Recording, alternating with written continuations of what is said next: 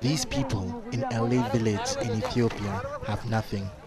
They are from the Gari community and have had to rely on the Red Cross since March. Their village lies near Ethiopia's border with Kenya and was attacked by Borana raiders who stole their cattle and property. Those we talked to here told us that 15 people were killed. Abdinur Malim Ibrahim is the village chief and was at home when the attackers struck, armed with rifles. During the raid, our cattle were stolen, the shops were looted, and our homes too. We lost everything. We are struggling now because we have nothing left. We have been in a terrible way since then. Abdinur and his family are among about 100,000 people who fled from their homes. He and his 2 wives and 13 children spent about 2 months living in the bush.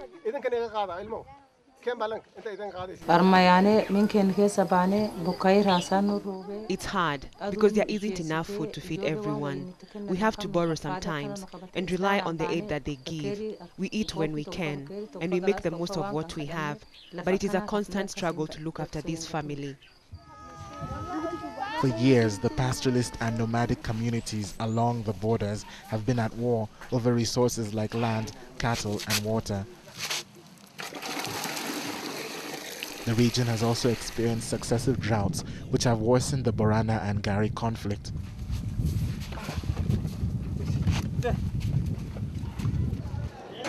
Though Ethiopia sent in troops to quell the fighting in March, the border between the 2 countries isn't monitored and people can freely cross over. In Moyale, on the Kenyan side of the border, we found a young Borana man with a different side to the story. Kana Tading was shot a month ago by Gari attackers, and he swears that he must settle the score as soon as he gets better.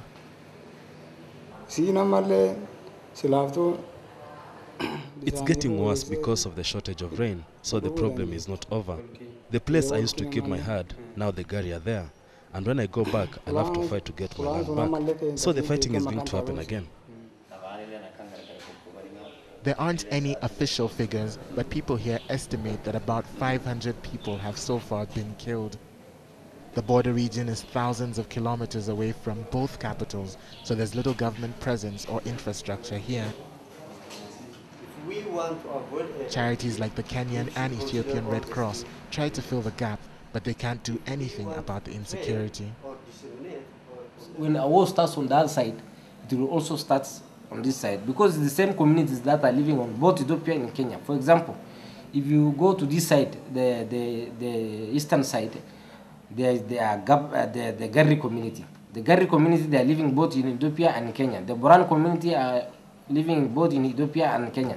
So once the Boran community starts their conflicts with the Gari community from Ethiopia, the same thing is translated to Kenya.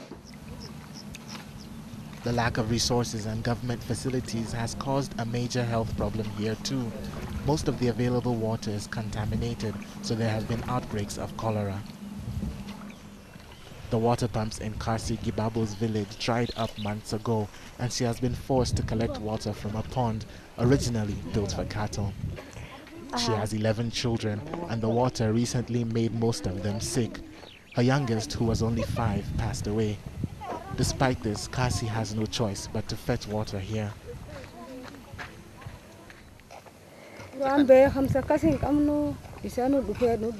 Before I didn't know anything about cholera. I didn't know the water was bad, but now I understand how it's transmitted. We only have access to the pond. There is no other water. The only way we can prevent the conflict is whatever we do to one community, we also do to the other community. If in Ethiopia we have Boranas and Tagaris, if we assist them with a water source, or we rehabilitate a water source for them, for the Boran community, we also do for the Gari community, and we translate the same to Kenya. But to really address the problems here, the governments on both sides need to step in. Until then, people here will have little choice but to try and find their own solutions, even if that means literally fighting to survive.